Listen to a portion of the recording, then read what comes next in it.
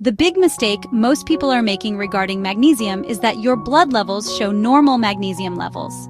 What a lot of people don't know is only 1% of all your magnesium in your body is inside your blood. 99% is deep in your cells. When your body is deficient in magnesium, it will rob magnesium from your bone and your muscle and put it in the blood, giving you the illusion that you have enough magnesium if you're just relying on the blood test.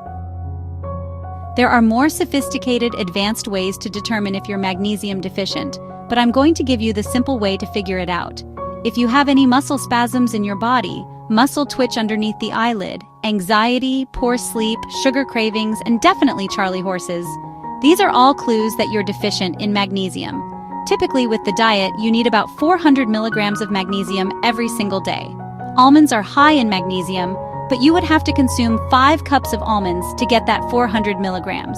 Or you can get your magnesium from spinach, but you would have to consume 5 big handfuls of spinach just to get 400 milligrams. What about chocolate? Isn't that high in magnesium? It's sort of high, but you would still need about 4 bars of chocolate to get your daily amount of magnesium. On top of that, there are many things that don't allow us to absorb even the magnesium from the food that you eat. For example, if you have inflammation in the gut, that's going to greatly reduce your absorption rates by up to 60 to 70%. Grains in your diet, refined foods like refined sugar and starches, that's depleting your magnesium. And then other things will deplete your magnesium like alcohol, caffeine, and also many medications. And of course, the top-selling magnesium products are not the best ones to take because not only do they create diarrhea because they're a laxative, but you really don't absorb much.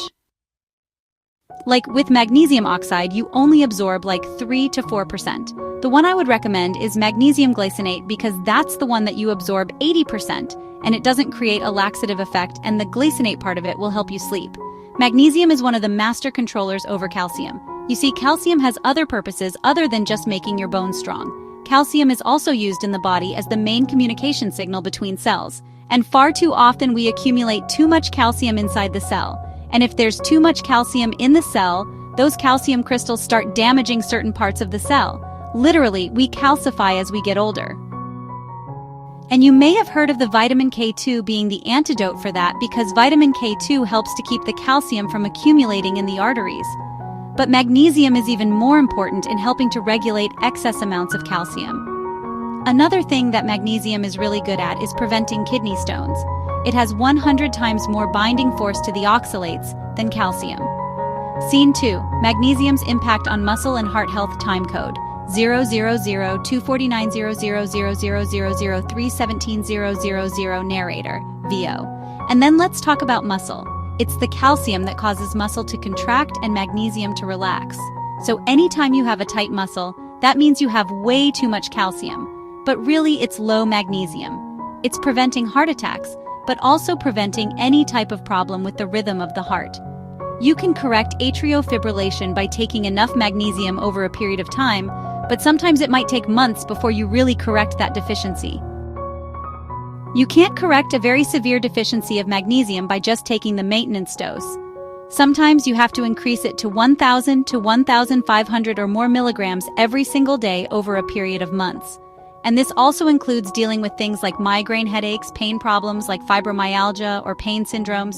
They require a lot more magnesium, and also mood disorders, people that are depressed or even have diabetes. Magnesium greatly helps blood sugar. It's probably because of the demand that a high blood sugar situation creates on magnesium. It depletes magnesium. So the requirement of magnesium, it's much higher for a diabetic. Now let's get to the 3 secrets. Number 1 is we used to get a lot of our magnesium from hard water, whether it's from a spring, a well.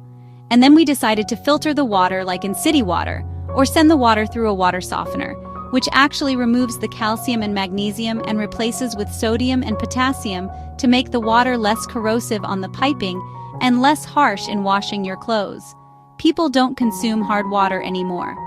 In areas in the country where they don't soften the water, they have much less risk of getting heart attacks. And then if you compare that with areas that do use a lot of water softeners, the risk of heart attacks goes up. Okay, secret number 2, vitamin D won't work without magnesium. If you're increasing your magnesium, also increase your vitamin D, and that way they will both work.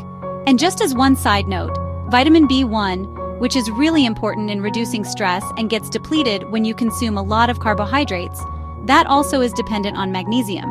So when you take more B1, you need magnesium to allow that to work. And then the last and most important secret, magnesium has a super important role in some of your biochemistry. Deep in the cell, you have all sorts of motors that do the work of the cell, like the one in the mitochondria that literally spins 200 to 400 times a second. It generates ATP. ATP is the energy currency of the body. And so your energy levels, your fatigue is related to how much magnesium you have. So yes, magnesium helps lower cortisol, helps you sleep, but it also gives you energy. And if you have any type of fatigue, it could be because you're deficient in magnesium. And because magnesium is so important, if you have not watched my other video on magnesium, I'll put it up right here. Check it out.